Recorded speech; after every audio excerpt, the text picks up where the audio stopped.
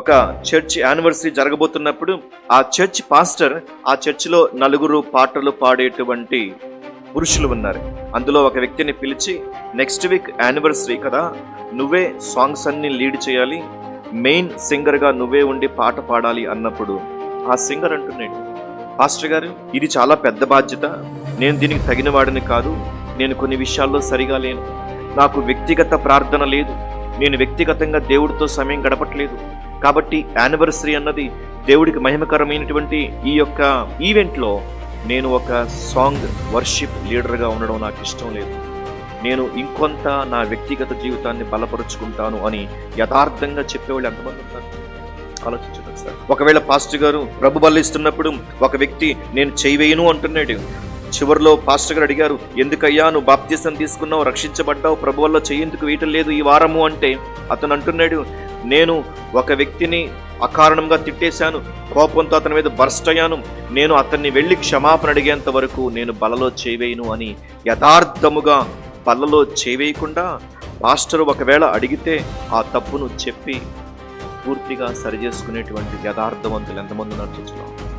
దేవుడు యథార్థతకు పెద్దపీట వేస్తాడు.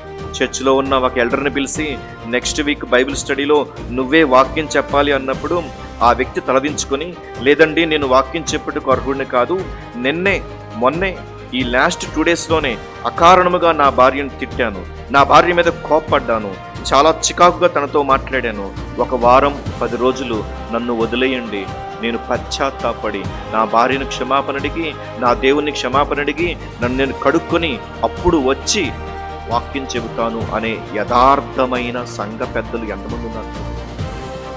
దేవుడు యథార్థతను కోరుకుంటాడు, గుర్తుంచుకోండి. అంతటినీ కప్పిపు చేసి మేము బానే ఉన్నామని బయటికి మీరు చూపించొచ్చాము, కానీ దేవుడు అనుమతించడు దానిని.